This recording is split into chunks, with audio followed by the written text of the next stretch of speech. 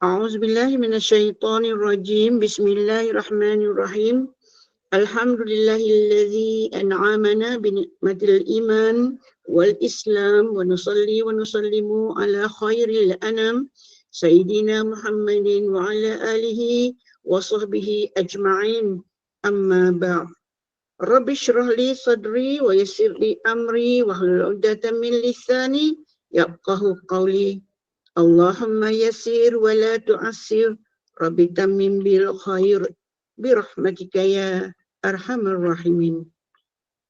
Assalamualaikum warahmatullahi wabarakatuh. Ahlan wa sahlan wa marhaban bikum. Salam sejahtera, salam ukhuwah kepada yang berbahagia Al-Fadil Ustaz Dr. Ahmad Mursyidi bin Mustafa yang telah pun berada di Google Meet Gema Nur Iman pada malam ini bagi kuliah Maghrib, itu pengajian berkitab kita Al-Minahu As-Saniyah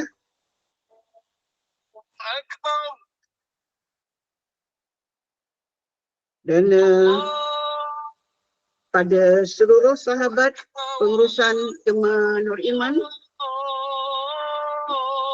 yang menyediakan platform untuk kita berkuliah pada malam ini, dan tidak dilupakan seluruh para sahabat Gema Nur Iman, pecinta ilmu yang dirahmati lagi dikasihi, muslimin muslimat yang terus istiqamah mengimarahkan kuliah-kuliah yang dianjurkan oleh Gema Nur Iman.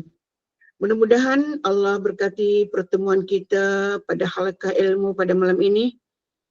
Bagi kita, mudah-mudahan kita mendapat limpahan kefahaman ilmu dan sentiasa dalam rahmat dan lindungan Allah Subhanahu wa Ta'ala. Bagi memohon keberkatan kuliah maghrib kita pada malam yang penuh barakah ini, marilah sama-sama kita membaca umul kitab yang akan dipimpin oleh yang berbahagia Al-Fadil Ustaz Dr. Ahmad Mursyidi bin Mustafa. Mudah-mudahan mendapat keberkatan rahmat dan para malaikat merendahkan sayap untuk terus bersama mendoakan kita yang berada di halaqah ilmu pada malam ini. Bismillahirrahmanirrahim. Fatihah. أعوذ بالله من الشيطان الرجيم بسم الله الرحمن الرحيم الحمد لله رب العالمين الرحمن الرحيم مالك يوم الدين إياك نعبد وإياك نستعين اهدنا الصراط المستقيم صراط الذين أنعمت عليهم غير المغضوب عليهم ولا الضالين آمين Amin, amin, amin. Allahumma amin. Alhamdulillah, kita teruskan kuliah maghrib kita bersama dengan Al-Fadil Ustaz Dr. Ahmad Mursyidi Mustafa. Dengan segala penuh hormat dan takzim, dipersilakan untuk kuliah kita pada malam ini. Tafadhal mashkura ya Fadil Ustaz. Assalamualaikum warahmatullahi ta'ala wabarakatuh. أعوذ بالله من الشيطان الرجيم بسم الله الرحمن الرحيم الحمد لله ثم الحمد لله والصلاة والسلام على أشرف الأنبياء والمرسلين سيدنا مولانا محمد وعلى آله وصحبه أجمعين قال رب اشرح لي صدري ويسر لي أمري واحلل عقدة من لساني يفقهوا قولي واجعل لي وزيرا من أهلي اللهم اشرح صدورنا ويسر أمورنا اللهم ربنا أنزلنا منزلا مباركا وأنت خير المنزلين استغفر ذنوبنا واستر عيوبنا واشف صدورنا يا أرحم الراحمين واشف مرضانا وسهل أجسادنا يا أرحم الراحمين أما بعد.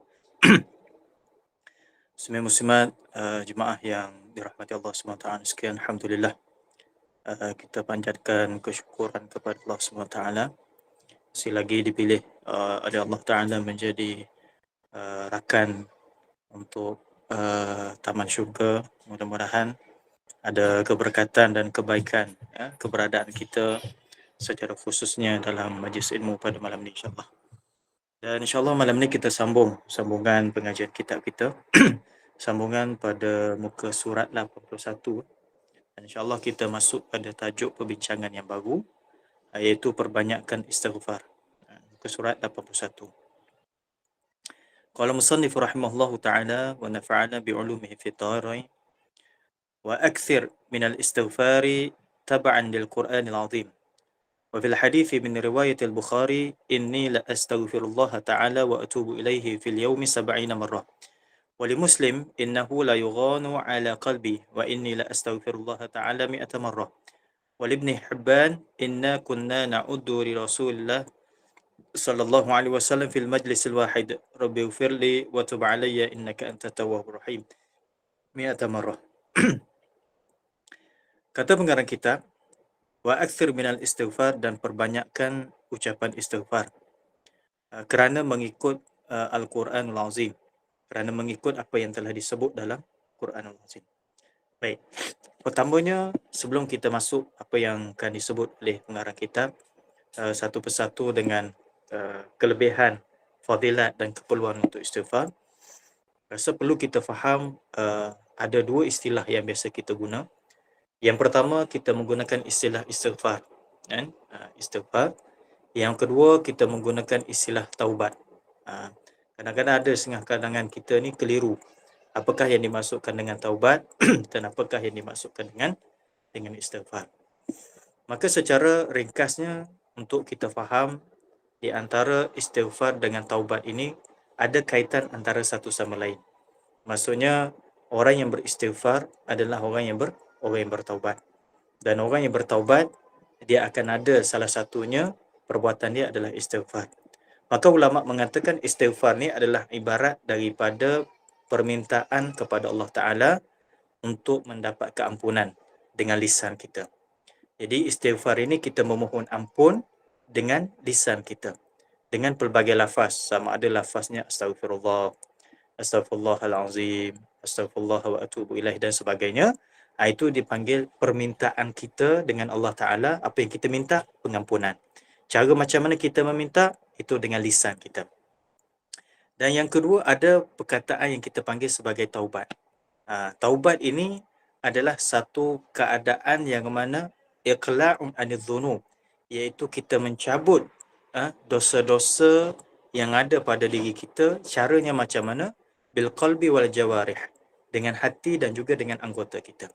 Bermaksud kalau kita sebut taubat ini, dia merangkumi segenap aspek.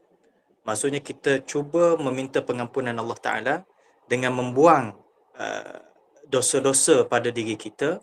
Melalui apa? Caranya apa? Dengan cara permintaan atau dengan taubat tadi, dengan hati kita dan juga dengan anggota kita. Tapi kalau dengan istighfar, kita akan faham kita melafazkan permohonan, minta dengan Allah Ta'ala keampunan dengan lisan kita. Maka dua-dua ni ada kaitan antara satu sama lain.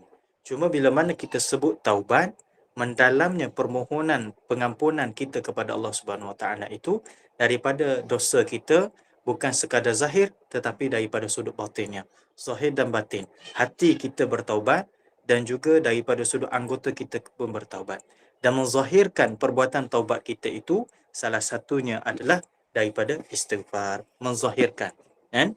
Jadi kalau kita faham dengan istilah tersebut, kita boleh nampak bahawa orang yang bertaubat kadang-kadang tak perlu dia istighfar. Betul lah.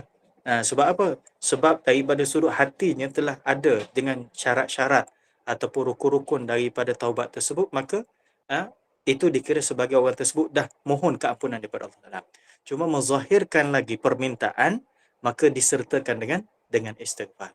Baik, maka dua-dua ini adalah benda yang tak boleh dipisahkan kerana dia berantaian antara satu sama lain. Maka kalau kita sebut istighfar, bermaksud kita tengah bertaubat pada Allah Ta'ala.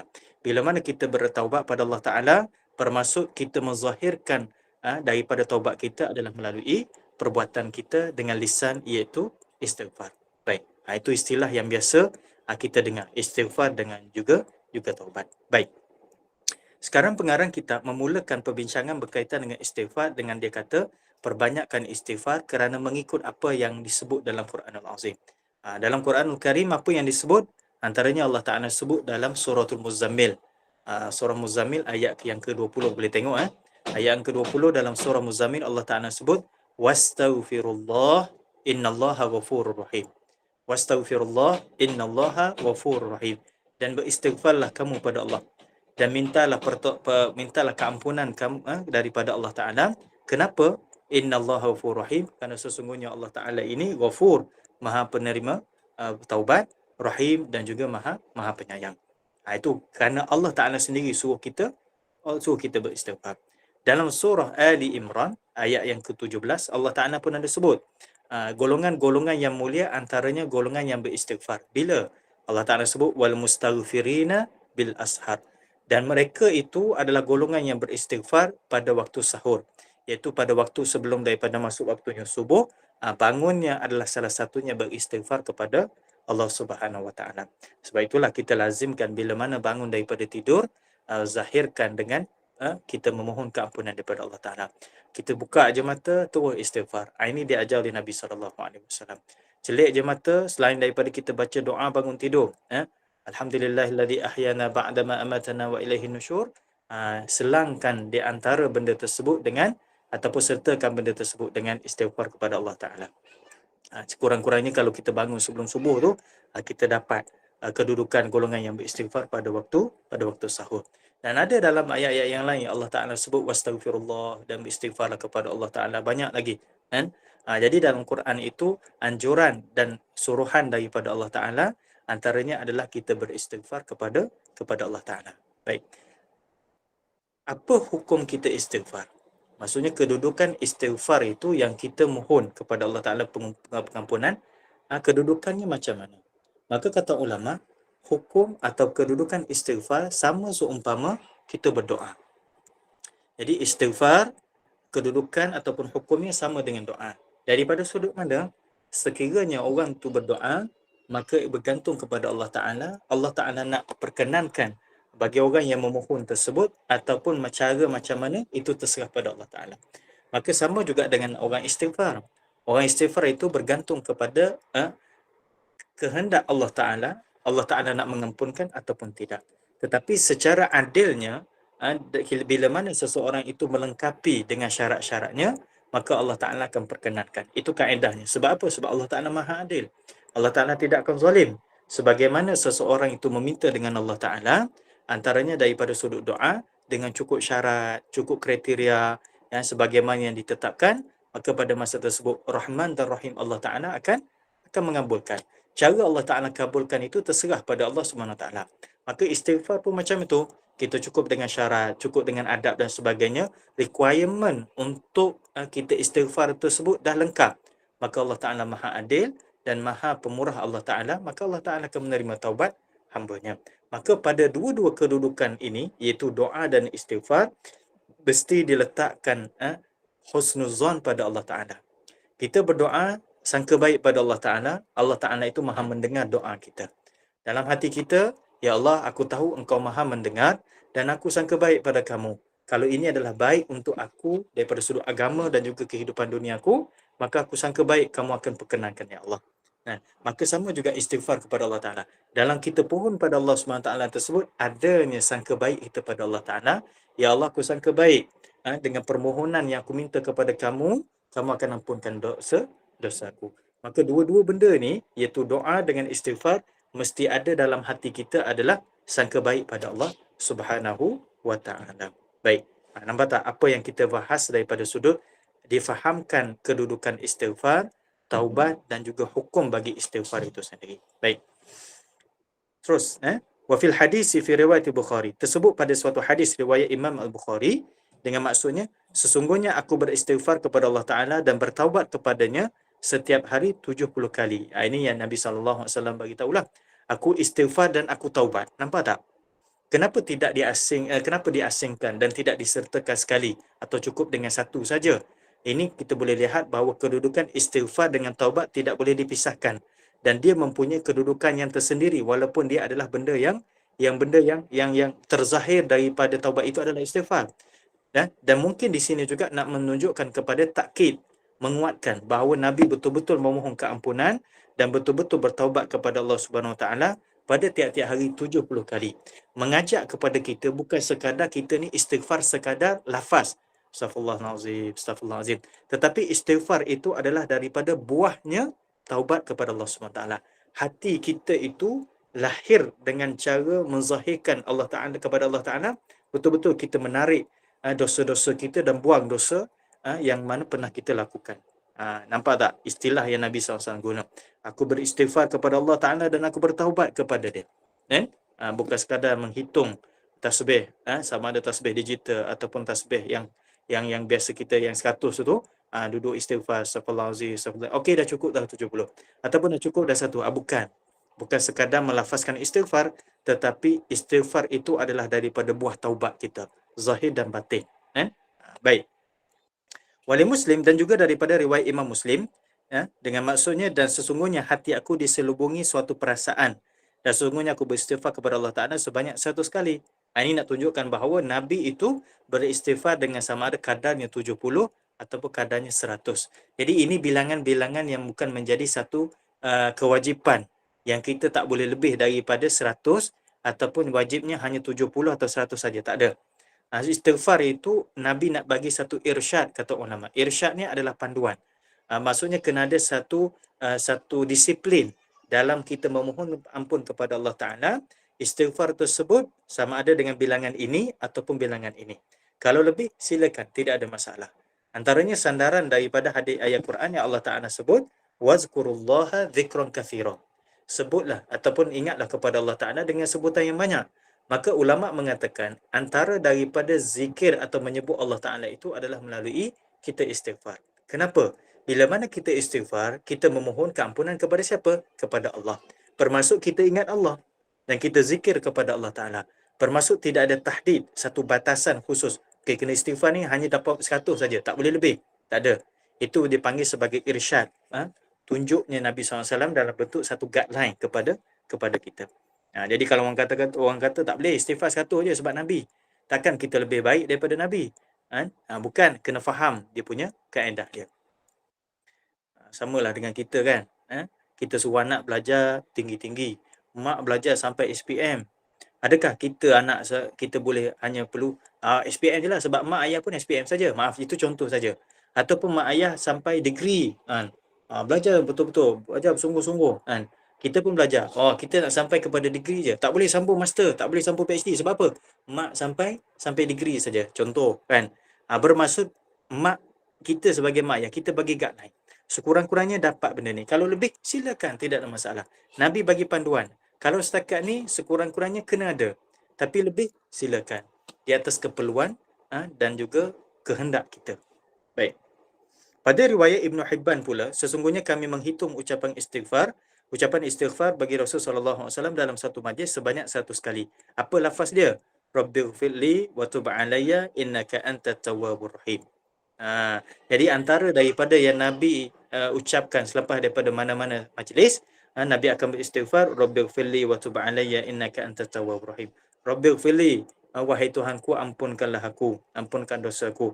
Wa tub alayya, dan aku bertaubat kepadamu. Wa tub alayya ni kalau kita kata kita bertaubat pada Allah Ta'ala. Innaka antat tawwabur rahim, sesungguhnya engkau maha penyayang bertaubat dan maha penyayang. Baik, saya nak uraikan sedikit daripada lafaz Rabbighfirli ni, supaya kita nampak macam mana ulama membahaskan dengan lebih dalam sedikit. Kita ambil perbahasan ulama. Rabbighfirli.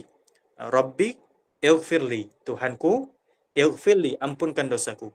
Dimaksudkan dengan ampunkan dosa di sini, itu terjemahan yang biasa kita buat. Tetapi daripada sudut maknanya lain adalah kita mohon dengan Allah Subhanahu Wa Taala supaya Allah Taala menutup kesalahan kita. Ampun dan tutup kesalahan kita. Maksudnya antara yang kita minta daripada Allah Taala iaitu keaiban kita ditutup oleh Allah. Asbab daripada apa? Asbab daripada permohonan kita itu sandarannya kepada Allah Ta'ala yang maha pengampun. Sebab itulah disebut Allah Ta'ala ni Al-Ghafur, yang maha pengampun. Yang maha pengampun ni salah satu daripada maha pengampun itu maknanya Allah Ta'ala maha menutupi. Nak tutup dosa-dosa kita itu daripada pandangan manusia ataupun daripada perkiraan pada hari hisab. Sebab itulah ada satu istilah lagi yang biasa kita dengar dalam bulan Ramadan, iaitu Al-Afu. Al-Ghafur iaitu Allah Ta'ala maha pengampun. Al-Afu iaitu Allah Ta'ala ni maha pemaaf. Hadis yang Nabi bagi tahu kepada Sayyidatina Aisyah untuk bacaan doa, Allahumma innaka afuwul tuhibbul afwa fa'fu anni. Ya Allah, engkau ni maha pengampun, sukakan pengampunan. Ya Allah, engkau ni maha pemaaf, sukakan kemaafan, dan maka maaflah aku. Maka mana membezakan di antara Al-Ghafur dengan Al-Afu?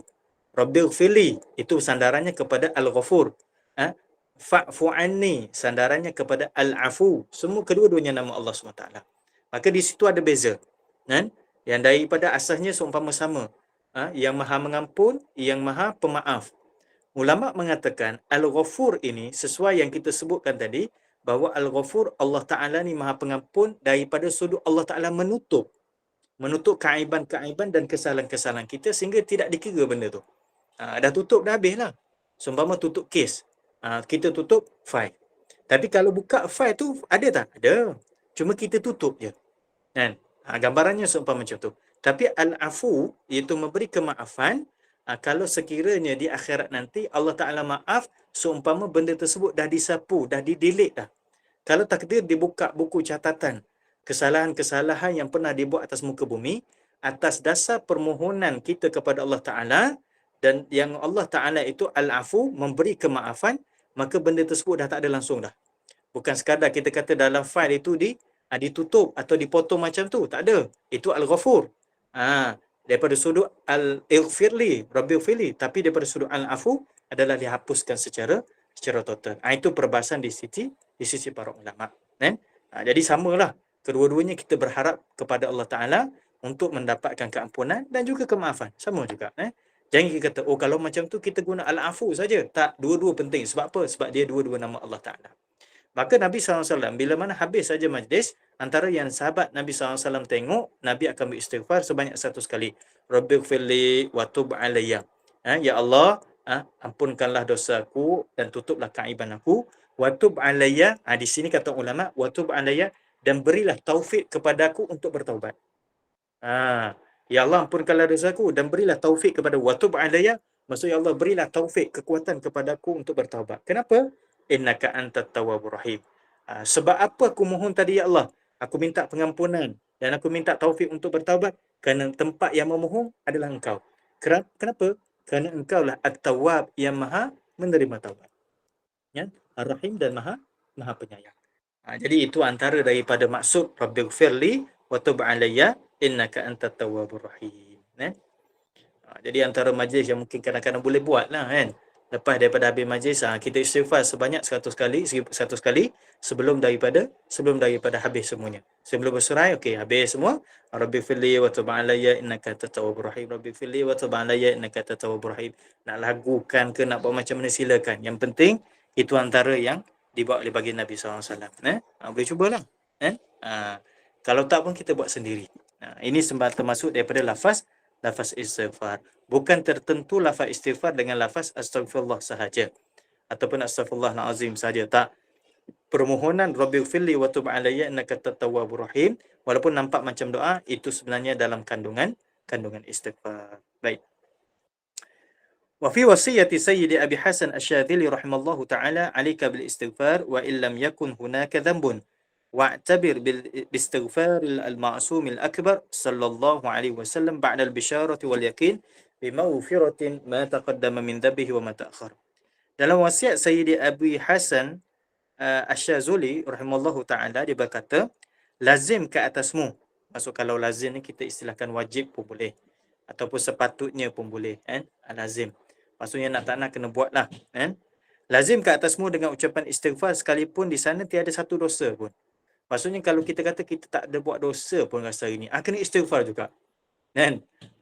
Sebab mungkin kita ni tak buat sesuatu pun, tak kait dengan orang langsung pun. Kalau disebabkan macam hari ni tak ada juga dosa yang kita buat. Secara yang ingat-ingat, tak apa, istighfar juga. Kenapa? Kerana Nabi SAW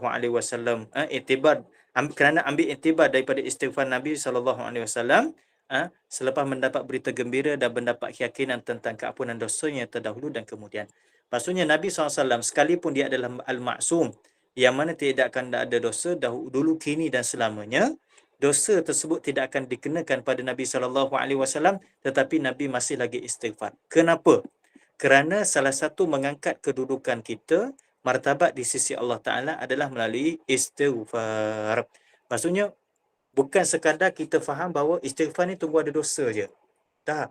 Sama kita buat perbandingan supaya kita senang faham. Kita ni tak buat salah dengan orang, tapi kita minta maaf juga dengan orang. Cuba tuan-tuan bayangkan, ada tak orang macam ni? Ada. Jadi kalau orang minta maaf dengan tuan-tuan, sedangkan dia tak ada salah dengan tuan-tuan, apa kita rasa? Kita kata orang ni baik, orang ni bagus, kan? Dan kita secara tak langsung kita muliakan orang tu. Sebab apa? Sebab perangainya baik. tak salah pun minta maaf, ataupun mungkin kita dapat orang ni macam ni. Kalaulah kita menganggapkan orang yang minta maaf dengan kita, sedangkan kita dengan dia tak ada dosa, tapi dia minta juga dengan kita minta maaf ya, kita kata awak tak ada dosa dengan saya, iyalah tak apalah saya minta maaf juga, contoh tak apalah, sama-samalah kita kosong-kosong lah. Jadi disebabkan dia tu minta maaf, selalu jumpa kita sembang-sembang nak berpisah, minta maaf juga, maka di situ sebenarnya dia telah mengangkat kedudukan orang itu dalam hati kita. Maksudnya orang ni ada kedudukan yang tertentu dalam pandangan hati kita dan pandangan mata kita. Kita akan nampak orang yang baik dan kita rasa senang bersama dengan dia. Jadi tuan-tuan bayangkan kalau sekiranya kita sentiasa istighfar kepada Allah Taala, sekalipun kalau nisbah gambaran saja, tapi ini tak mustahil lah. Tak mustahil, tapi secara asasnya agak mustahil. Kalau kita kata kita tak ada dosa, agak mustahil sebab kita tahu memang dosa kita banyak, kan? Tapi kalau kita buat seumpama andaian kita ni tak ada dosa, tapi kita istighfar juga pada Allah Ta'ala, rupa-rupanya fungsi istighfar selain daripada pengampunan Allah Ta'ala kepada kita, sekiranya Allah Ta'ala terima, fungsi istighfar juga adalah kerana untuk mengangkat darjat kemuliaan seseorang di sisi Allah Ta'ala. Kerana apa? Kerana apa yang dibuat oleh Nabi SAW, walaupun dia tak ada dosa, masih lagi istighfar, bermaksud martabat Nabi makin lama makin mulia. Martabat Nabi makin lama makin tinggi di sisi Allah SWT. Kenapa? Kerana salah satunya kelaziman istighfar oleh Nabi sallallahu alaihi wasallam. Jadi kita nampaklah rupanya istighfar ni bukan sekadar nak ampun dosa. Rupa-rupanya nak naik grade di sisi Allah Taala. Nak naik pangkat di sisi Allah Subhanahu Wa Taala. Maka istighfarlah. Istighfar. Jadi orang tak nampak pun benda tu. Kita bukan nak suruh orang nampak kan. Dan kita bukan nak tahu, nak suruh orang tahu pun, kita istighfar. Sebab kita dengan Allah Ta'ala. Sebab apa rahsia di antara kekasih itu perlu dibongkarkan? Kita dengan pasangan kita, jangan duk ceritalah rahsia kita pada orang, kan? Maka kita dengan Allah Ta'ala, kita adalah kekasih. Kita nak jadi kekasih Allah. Maka kenapa kita perlu bongkarkan rahsia kita dengan Allah? Kan? Biarlah rahsia itu jadi rahsia. Kan? Rahsia di antara kita dengan Allah. Ada benda tu orang tu minta maaf saya tu suka sangat cerita sesuatu benda. Tak apalah, tak ada masalah, tetapi kita ajar diri kita ada benda yang tak perlu diceritakan. Terutamanya benda itu adalah rahsia di antara kita dengan Allah. Kita dengan pasangan kita, kita takkan cerita benda-benda aib atau benda-benda yang terlalu membahagiakan. Kita bahagia dengan pasangan kita tak perlu dizahirkan sampai menyebabkan takut-takut orang dengki. Tapi kalau kebahagiaan kita terzahir daripada perbuatan kita yang kita bahagia dengan pasangan kita, alhamdulillah. Kita tak boleh tutup pandangan orang. Bukan kita nak tunjuk pada orang. Maka sama juga kita rahsia dengan Allah Ta'ala. Kita bukan nak tunjuk pada orang rahsia kita dengan Allah Ta'ala. Tetapi bila mana Allah Ta'ala menzahirkan benda tersebut pada pandangan manusia, nak buat macam mana? Kan? Inilah dipanggil sebagai salah satu kedudukan para wali. Wali ini kekasih Allah. Ada orang tu, orang kenal dia sebagai waliullah. Kenapa? Kerana Allah Ta'ala menzahirkan. Allah Ta'ala zahirkan, ini kekasih aku. Sebab kita kenal dan kita sayang Nabi Muhammad. Kerana Allah Ta'ala zahirkan Nabi Muhammad itu sebagai kekasih Allah. Jadi rahsia tu biar Allah Ta'ala yang buka. Jangan kita yang nak buka rahsia tu. Sebagaimana isteri dengan suami kan. Suami dengan isteri ni, ada benda yang isteri tu dia tak boleh melangkaui suami. Dia suami yang mendahului benda tersebut dalam satu perkara lah. Satu sudut, ada juga suami dia tak mendahului isteri, biar isterilah yang mendahului benda tersebut. Maka samalah, biarlah Allah Ta'ala mendahulukan daripada sudut membongkarkan kisah cinta kita dengan Allah Ta'ala kepada manusia. Bukan kita nak bagi tahu, aku sayang Allah macam ni. Memang kita sayang Allah. Kadar tersebut, biarlah rahsia kita dengan Allah Ta'ala. Melalui mana? Salah satunya adalah kerana istighfar kita kepada Allah Subhanahu Wa Ta'ala. Mudah-mudahan lah. Kan? Tapi kita duduk pada kedudukan, ya Allah, aku nak dapat kedudukan yang mulia kepada kamu, memang aku nak. Tapi rasa nak dapat tu agak susah, ya Allah. Bukan sekeburuk, ya Allah.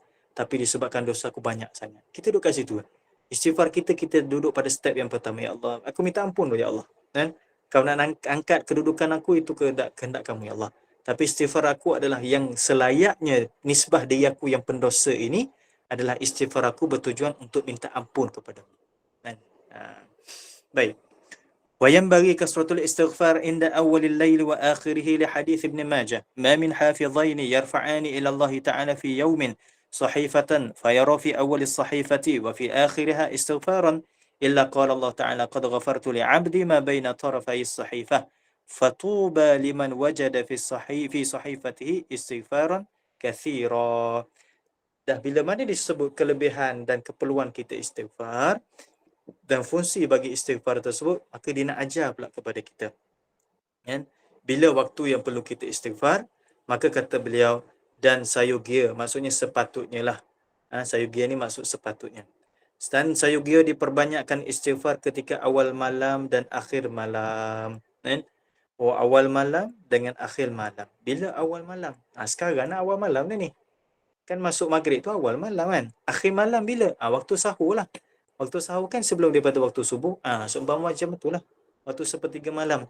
Jadi seumpama awal dengan akhir itu dilengkapi dengan istighfar. Kan? Habis pada siang hari tak perlu istighfar? Perlu. Cuma perbanyakkan sedikit pada waktu tersebut. Kenapa? Baik, kita fikir pada logik dan kita buat pertimbangan secara rasional. Sekarang dah awal malam.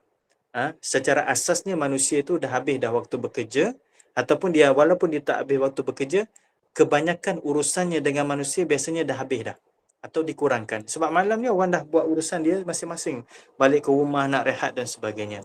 Jadi kita perbanyakkan waktu ini nisbah kepada apa? Nisbah kepada sekurang-kurangnya dosa yang kita buat siang hari itu yang banyak tadi tu. Maka perbanyakkan kat sini istighfar, mohon ampun kepada apa? Dosa yang tadi kita buat. Maka pada akhir malam untuk apa? Akhir malam salah satunya kerana kita nak mendapat darjat yang mulia di sisi Allah Ta'ala. Kenapa? Kerana disebut dalam surah Ali Imran, wabil ashari hum yastaghfirun wal mustaghfirina bil ashar.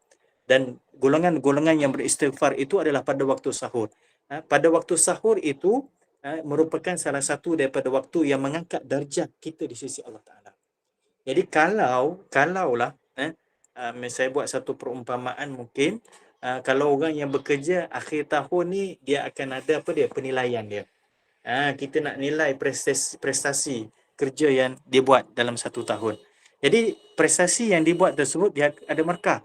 Siapa yang bagi? Majikan kita bagi. So bila mana majikan kita bagi dengan markah tertentu, menunjukkan bahawa di situ naiknya kedudukan kita, martabat kita, level kita dalam sesuatu organisasi tempat kerja kita.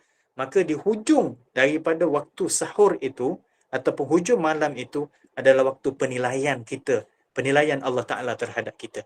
Maka biarlah penilaian tersebut dalam bentuk yang baik yang kita nak tunjukkan pada Allah Ta'ala, iaitu kita mohon pada Allah Ta'ala. Asbab daripada benda tersebut pada waktu tersebut dia mengangkat darjat di sisi Allah Subhanahu Wa Ta'ala. Nampak tak? Apa rahsianya? Okey. Rahsia yang lebih jelas lagi pada hadis Nabi SAW, riwayat Ibnu Majah, yang katanya tiadalah mengangkat dua malaikat hafazah satu catatan kepada Allah Ta'ala pada setiap hari, maka dia melihat pada awal catatan dan akhir catatan itu ucapan istighfar, melainkan Allah Ta'ala berfirman, sesungguhnya aku telah mengampunkan bagi hamba-Ku kesalahan yang terdapat antara dua catatan itu. Beruntunglah bagi mereka yang mendapat banyak catatannya, ucapan istighfar yang banyak. Dan benda yang paling jelas sekali yang tadi kita buat secara pertimbangan rasional, yang ini kita sandarkan kepada nas. Ini lebih kuat lagi kerana amal kita sentiasa diangkat oleh Allah SWT. Bila mana amal kita diangkat oleh Allah SWT, pada awal itu adanya istighfar, pada hujungnya istighfar. Kalau buku awalnya cantik, hujungnya pun cantik.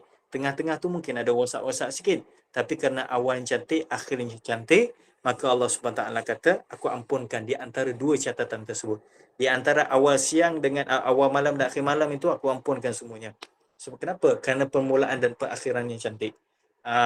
Maka alangkah beruntungnya orang yang membanyakkan istighfar, khususnya pada waktu-waktu tersebut. Jadi awal-awal malam ni banyakkan istighfar. Sebab apa? Sebab kita habis dah urusan dengan manusia, minta ampunlah dengan Allah SWT. Dosa kita banyak pada siang hari, banyak yang kita buat silap, sama ada dengan manusia, kita buat silap dengan Allah Subhanahu Wa Taala. Istighfar je lah. Dosa mata kita, dosa telinga kita, dosa banyak benda yang kita buat, istighfar minta ampun. Nanti bangun pagi banyakkan juga istighfar. Bangun terus istighfar kepada Allah SWT sebanyak mana yang kita mampu. Banyak ini bukan pada ukuran 3 tu dah banyak, tak.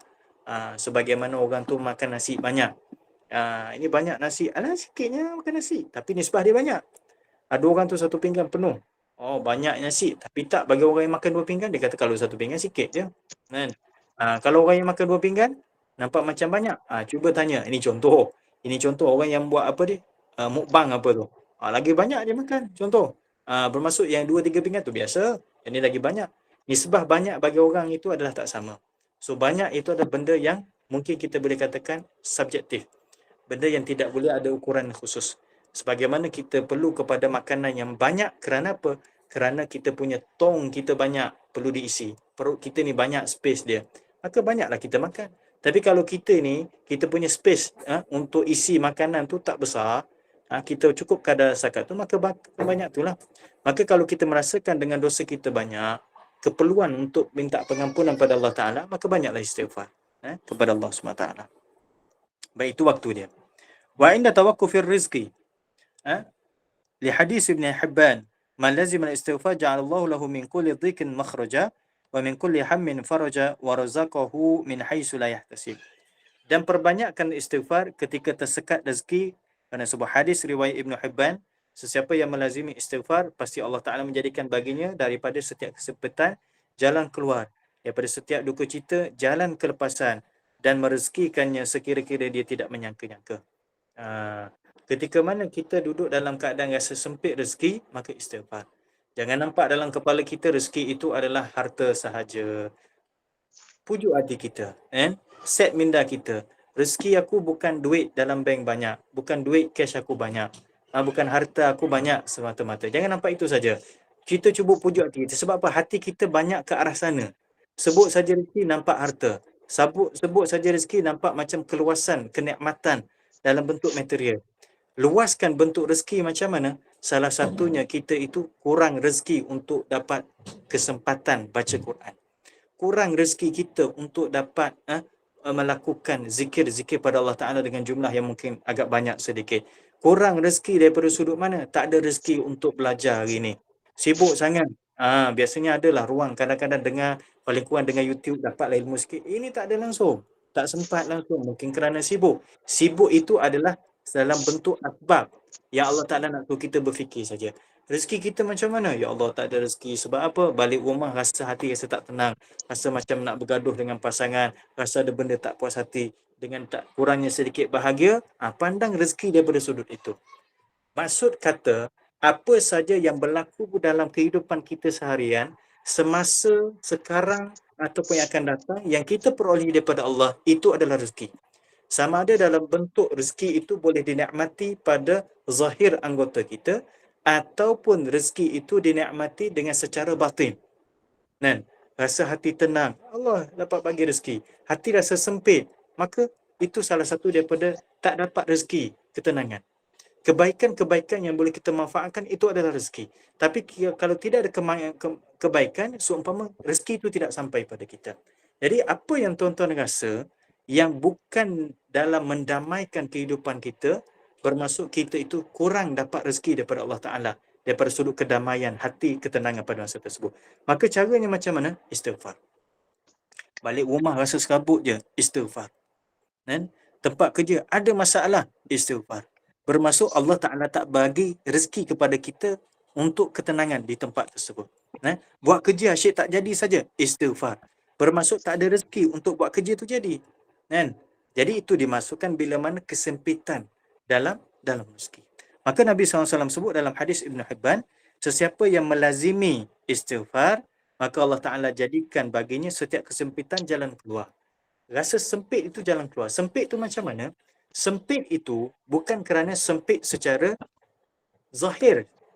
Salah satunya, sempit itu adalah sempit dalam hati. Hati itu rasa macam sempit saja, macam tak ada ruang untuk kita mendapat solution, penyelesaian benda tersebut. Ataupun sempit kita berfikir.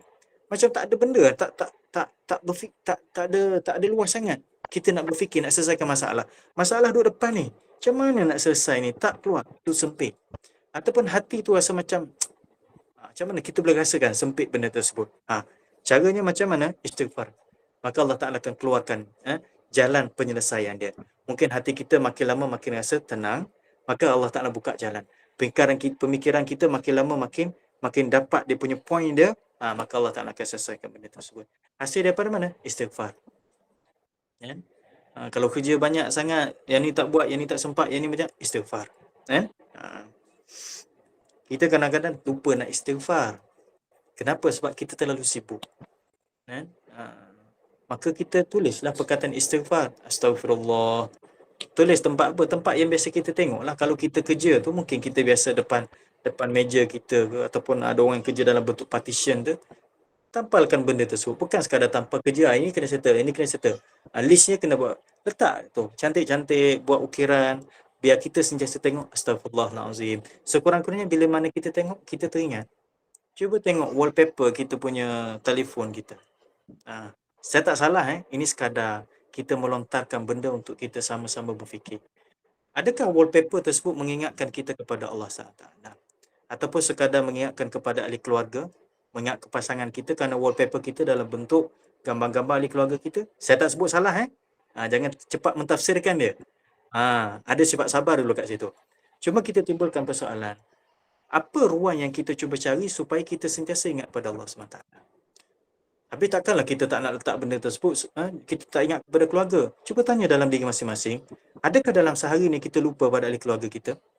Tak Ustaz, kalau saya buat wallpaper, ini contoh saya sekadar bagi contoh. Tak mengata pada sesiapa, sekadar contoh untuk kita berfikir. Kalau saya letak wallpaper tu pasal gambar pasangan saya, gambar ahli keluarga saya dapat semangat. Alhamdulillah. Cuba kita letak satu kedudukan yang semangat itu takkan putus kerana semangat datang daripada siapa? Adakah semangat itu datang daripada gambar? Adakah semangat itu datang daripada kata-kata pasangan kita? Ataupun semangat itu datang kerana melihat ahli keluarga kita? Itu asbab. Hakikat semangat itu adalah kekuatan. Kekuatan itu siapa yang bagi? Allah. Kelemahan itu siapa yang bagi? Allah. Masalah itu siapa yang bagi? Allah. Penyelesaian itu siapa yang bagi? Allah. Maka tidak salah kita meletakkan apa-apa saja wallpaper. Mak ayah kita yang kita sayang, pasangan kita sayang, ahli keluarga kita sayang, guru kita yang sayang, silakanlah. Tapi kalau kita tukar dengan satu benda yang boleh mengingat kepada Allah, semua tersebut dah menjadi penyelesaian bagi segala masalah. Salah satunya adalah dengan kita istighfar pada Allah Ta'ala. Buka saja laptop, Astaghfirullahalazim. Tak nak lafaz, tapi hati telah melafazkan istighfar. Kenapa? Kerana tengok dengan lafaz istighfar. Masuk saja dalam pejabat kita, nampak perkataan Astaghfirullahalazim ataupun lafaz zikir lain. Cuma kita fokus pada istighfar. Maka ketika itu, kalaupun mulut tidak beristighfar, hati kita beristighfar. Sekurang-kurangnya tengah serabut, maka ada tempat yang kita melihat, ketika itu lafaz istighfar, maka keluar daripada mulut kita. Secara seumpama kita kata, duri yang tertusuk pada kaki kita dicabut, buang. Kalau itulah kehebatan istighfar. Seumpama masalah yang ada dalam hati dan pemikiran kita, bila mana dengan kekuatan istighfar, seumpama Allah Ta'ala cabut, buang benda tersebut. Kesan masih ada? Kesan masih ada. Kalau kaki duka tu masih ada, maka makan masa untuk selesaikan, untuk sembuh. Maka masalah macam tu juga. Kadang-kadang Allah Ta'ala tak hilangkan terus. Tapi Allah Ta'ala bagi biar ada kesan dahulu. Supaya apa? Supaya kita terus lazim istighfar. Kalau kita terus hilang terus masalah tersebut, takut-takut tak istighfar pula. Kan? Itu kaedah dia. Maka siapa yang menjadikan istighfar itu kelaziman dalam kehidupan dia, maka Allah Ta'ala akan jadikan bagi setiap kesempitan itu jalan keluar. Daripada setiap duka cita, jalan kelepasan. Duka cita ni adalah kesedihan dalam hati kita. Kan? Ada satu lagi duka cita, iaitu huznan. Huznan ini adalah duka cita yang terzahir daripada riak wajah kita. Kalau hammin, iaitu duka cita dalam hati kita. Kalau huznin, iaitu duka cita yang mana terzahir pada riak wajah kita. Jadi kalau kita tengok orang macam ni, dia dalam keadaan sedih ni, jangan senang-senang tegur dia. Jangan suka-suka, jangan silap tegur, nanti ada masalah. Sebab apa? Dia tengah sedih tu. Itu adalah huznin. Hammin itu adalah duka cita dalaman. Itu lagi parah. Kenapa? Kenapa bila mana dalam tubuh kita, dalam hati kita berada dalam keadaan duka cita, maka dia terkesan pada tubuh kita. Tubuh kita ni akan terkesan. Caranya macam mana? Kita boleh nampak bila mana hati kita terasa, hati kita sakit, hati kita sedih, maka tubuh kita jadi lemah. Perasan tak? Itu kita panggil the power of heart. Kekuatan pada hati itu sendiri. Ada satu kajian yang ini telah terbukti daripada sudut kajian sains. Saya bukan nak membesarkan sains. Dan kita bukan nak kata disebabkan sains itu kita baru terima. Tak. Kita nak kata bahawa Islam itu lebih awal lagi menjumpai benda tersebut. Tapi bila mana kita bercakap dengan orang yang banyak menggunakan fakta, kita bawa benda ni. Rupa-rupanya selepas daripada buat kajian, saintis telah mendapati bukan akal kita yang mengawal pergerakan ataupun apa-apa yang berlaku pada tubuh kita. Tetapi yang mengawalnya adalah hati kita. Sedangkan Allah Ta'ala dah sebut lama dah, Nabi SAW pun dah bagi tahu lama dah. Tapi saintis baru jumpa benda tu. Masya Allah. Yang mengawal setiap daripada aturan perjalanan kehidupan kita adalah hati kita. Ini saintis dah buktikan benda tersebut. Kita bukan percaya pada saintis, kita percaya pada Allah Ta'ala. Cuma saintis itu datang adalah untuk menzahirkan dalam bentuk empirikal daripada sudut faktanya. Maka orang yang berada dalam keadaan duka cita, Allah Ta'ala lepaskan macam mana? Adalah dengan istighfar. Maka sebab itulah antara daripada istighfar yang masyhur, antaranya daripada Nabi Yunus AS yang ditelan oleh ikan Nun dengan lafaz la ilaha illa anta subhanaka inni kuntu minaz zalimin. Maka Allah Ta'ala lepaskan dia daripada duka cita. Lepaskan dia daripada duka cita. Dan yang pertama daripada duka cita berada kegelapan, dan duka cita berada disebabkan lari daripada perintah yang asal, kata ulama. Dan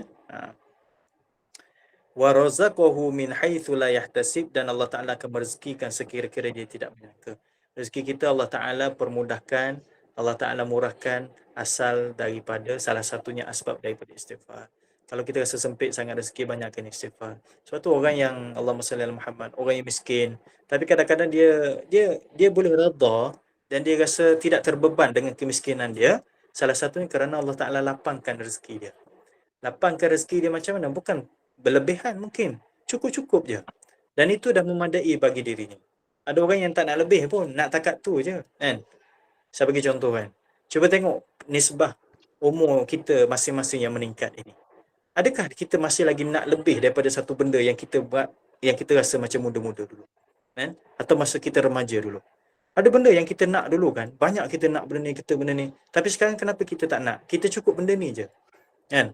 Ataupun mungkin daripada sudut makanan. Makanan kita nak benda ni. Tapi kenapa sekarang? Alah, tak apa, cukup kenyang je lah. Kenapa? Kerana kita dah sampai pada satu tahap. Allah Ta'ala dah cukupkan.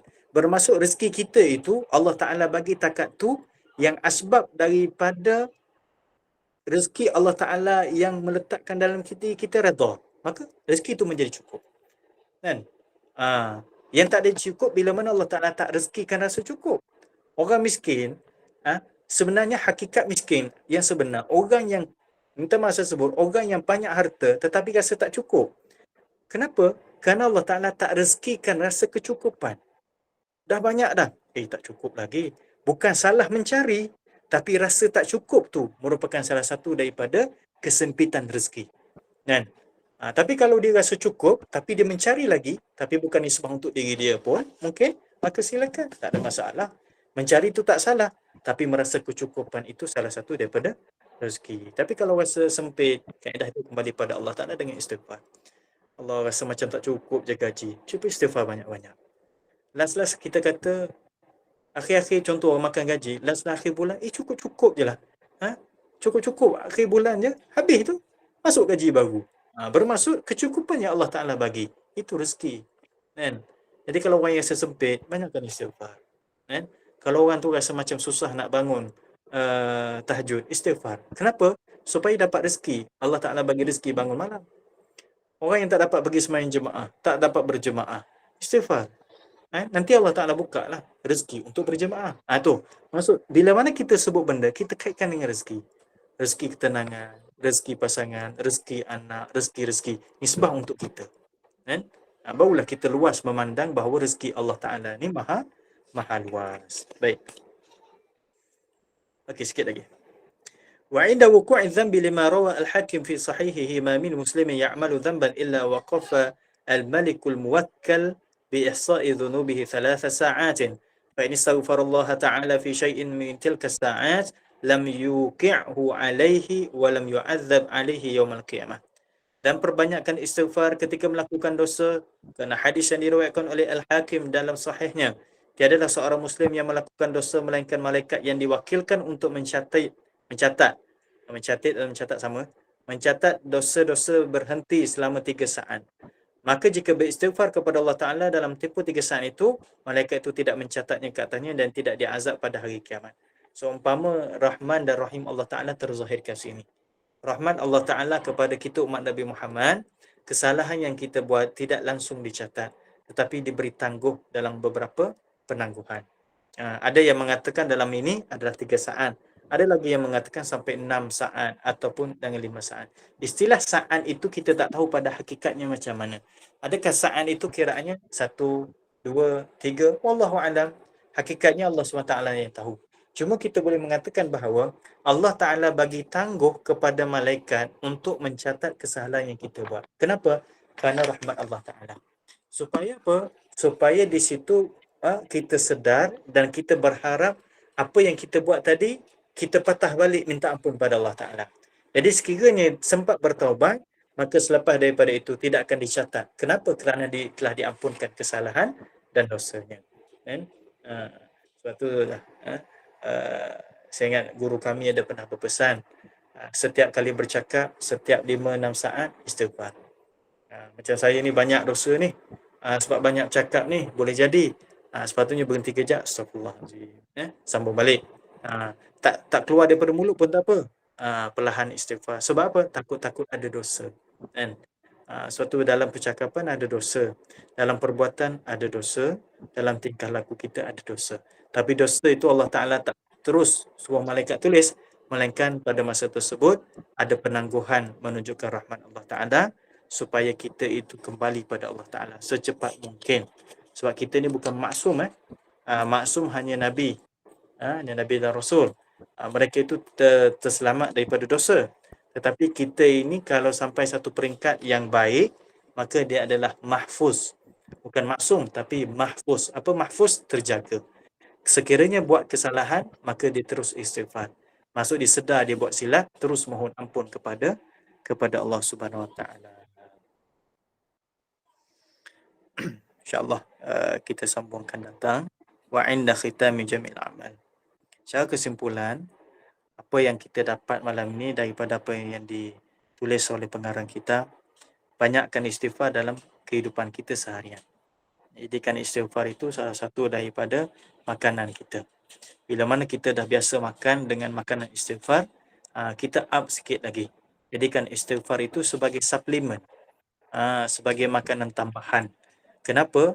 Kerana istighfar itu bukan sekadar pada kedudukan menghapuskan dosa, tetapi satu kedudukan dia mengangkat darjat dan martabat kita di sisi Allah Subhanahu Wa Taala. Allah Ta'ala terima tak terima, jangan persoal. Sangka baik saja pada Allah. Dan buat kerja kita, jangan buat kerja Allah. Dan Allah Ta'ala ni lebih mengetahui. Seumpama kita suruh anak kita buat, tapi anak kita persoalkan kita. Sepatutnya tak perlu. Sebab apa? Sebab kita tahu apa yang kita buat. Anak ni kita suruh buat je kerja dia. Seumpama kita kata, belajar je. Nanti mak masalah macam mana? Masuk ni nak duit banyak. Tak, belajar je. Yang tu mak urus. Bermaksud anak buat kerja dia untuk jadi seorang yang berjaya dalam pelajaran sebagai contoh. Yang buat kerja untuk urus adalah kita. Allah Ta'ala lebih daripada tu. Kita hanya minta kepada Allah. Yang nak bagi, tak nak bagi, nak urus dan sebagainya, kerja Allah. Jangan persoal kerja Allah, persoal kerja kita. Istighfar atau tidak, banyak atau tidak, ikhlas atau tidak, itu je kita persoalkan. Dan mudah-mudahan Allah Ta'ala terima dengan istighfar kita dan mudah-mudahan Allah Ta'ala ampun setiap daripada permohonan keampunan yang kita minta dengan Allah SWT. Sebab kita adalah pendosa, kita banyak dosa, jadi kita anggap Allah SWT lah saja yang mengampun dosa kita sebab daripada kelalaian ataupun kecuaian kita sepanjang kehidupan kita ini, insyaAllah. Jadi rasanya insyaAllah setakat tu ada ruang nanti kita akan sambung masih lagi dalam perbincangan istighfar. Allahu a'lam.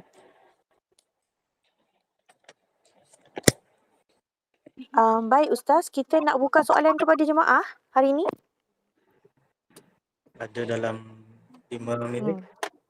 Okey. Baik, silakan jemaah. Terus tanya Kak Anissa. Assalamualaikum Ustaz. Saya nak tanya macam istighfar tu, sebaik-baik istighfar tu yang macam mana Ustaz? Mungkin kalau kita nak kena baca yang apa tu, yang astaghfirullahalazim allazi la ilaha illallah sampai habis ke, atau sekadar astaghfirullah pun boleh, dan perlu tak kita banyakkan kuantiti daripada kualiti istighfar ni? Macam mana Ustaz? Terima kasih. Baik. apakah lafaz istighfar yang afdal? Ada juga disebut dalam satu hadis, iaitu dengan lafaz istighfar, Allah sayyidul istighfar, Allahumma anta rabbi la ilaha illa anta khalaqtani wa ana 'abduka wa ana 'ala ahdika wa wa'dika mastata'tu sampai habis. Tapi tengok dalam hadis lain pun ada Nabi menggunakan istighfar yang pendek, astaghfirullah, astaghfirullah, astaghfirullah, ataupun astaghfirullah alladzi la ilaha illa huwal hayyul qayyum wa atubu ilaih. Banyak lafaz istighfar. Maka di situ lafaz istighfarnya adalah pelbagai. Kita mencari afdalnya, yang pertama daripada sudut lafaz yang Nabi ajar, maka ambillah sayyidul istighfar. Caranya macam mana? Mungkin kita boleh ambil sayyidul istighfar ni sekurang-kurangnya waktu subuh 3 kali, waktu lepas maghrib 3 kali. Maksudnya awal siang dan awal malam biar ada sayyidul istighfar. Sekurang-kurangnya sekali ataupun 3 kali. Lazimkan benda tersebut. Dan selainnya kita istighfar dengan istighfar yang pendek. Astaghfirullahalazim, mungkin astaghfirullahalazim, astaghfirullahalazim, astaghfirullah, ataupun astaghfirullahalladzi la ilaha illa huwa wa atubu ilaih pun boleh, tidak ada masalah. Nak biar kita melazimi dengan benda tersebut. Satu. Maka yang afdal, nisbah hadis pun ada, tapi yang Nabi buat pun kita ikut juga. Jadi apa yang kita buat dengan lafaz istighfar itu, panjang, pendek, itu semuanya ada dalam hadis Nabi. Tidak ada masalah. Yang kedua, kita nak ambil kualiti ataupun kuantiti. Mungkin boleh saya buat satu ibarat yang senang untuk kita faham.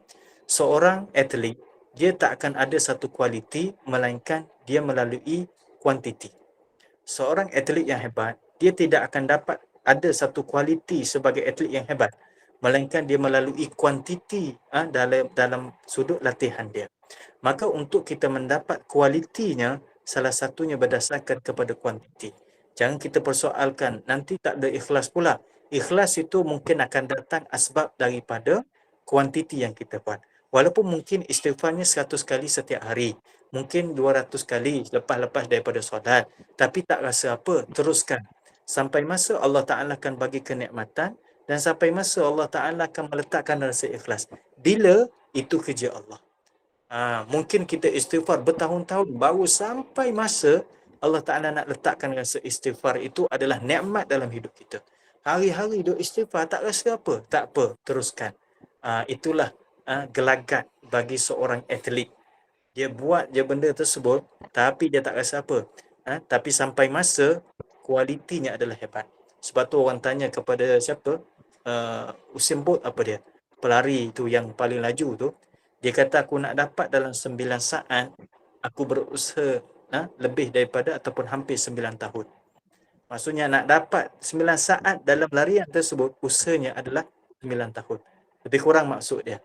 Dia kata dengan nak dapat kualiti tersebut, sebenarnya hasil daripada kuantiti. InsyaAllah. Terima kasih Ustaz. Jelas. Assalamualaikum Ustaz. Ustaz, baru nak tanya Ustaz kan, macam-macam kalau kita bersifat dengan apa ni, ada dengan doa Nabi Adam ataupun dengan doa Nabi Yunus tu kan, itu merupakan daripada ayat-ayat Quran kan Ustaz. Itu istighfar tu. Tapi macam dia punya fadilat tu, macam kita baca satu ayat 10 pahala tu boleh apa tu Ustaz, walaupun kita merupakan tu istighfar tu kan, kalau daripada ayat Quran tu kan kita dapati satu huruf tu 10 pahala janji Allah SWT Nabi cakap kan. Ada macam-macam tu, macam mana fadilat tu macam mana Ustaz, lebih besar pada lebih maknanya lebih utama ke apa, macam mana Ustaz? Baik. Mana-mana doa ataupun mana-mana zikir yang dipetik daripada Al-Quran, diniatkan sebagai zikir, maka kedudukannya adalah zikir. Mana-mana petikan daripada ayat Quran dalam bentuk doa atau zikir masih diniatkan sebagai bacaan Quran, maka akan dapat pahala Quran. Contoh, Rabbana atina fid dunya hasanah wa fil akhirati hasanah wa qina adzabannar. Itu doa, tapi dia daripada petikan Al-Quran dalam surah Ali Imran kalau tak silap, kan? Maka masa kita baca tu kita niatkan sebagai doa, maka sekadar doa tersebut dia merupakan dalam kelompok zikir. Maka bila mana dalam kelompok zikir, maka dia lebih lembut sedikit perbahasan ulama daripada sudut bacaan. Kalau kita baca Rabbana atina fid dunya hasanah wa fil akhirati hasanah wa qina adzabannar, tajwidnya entah ke mana, makhraj huruf entah ke mana, tak salah. Sebab apa? Sebab kita dah niatkan sebagai zikir ataupun kita niat sebagai doa. Tetapi kalau kita niatkan dengan bacaan tersebut adalah bacaan dalam Quran, maksudnya kita baca Quran, maka pada tersebut wajib kita baca tajwid dia. Rabbana atina fid dunya hasanah wa fil akhirati hasanah wa qina adzabannar. Contoh. Maksud tajwid dan sifat-sifat huruf yang wajib tu wajib dijaga. Maka itu kedudukan berdasarkan kepada niat kita, kata para ulama. Satu. Yang kedua, tambahan sedikit, bagi mereka yang baca lafaz-lafaz tadi itu, kalau diniatkan sebagai bacaan Al-Quran, bagi orang yang berada dalam hadas besar, maka tak boleh. Contoh, orang perempuan berada dalam keadaan berjunub, berada dalam keadaan haid ataupun nifas, maka dia baca Rabbana atina fid dunya hasanah wa fil akhirati hasanatan wa qina adzabannar.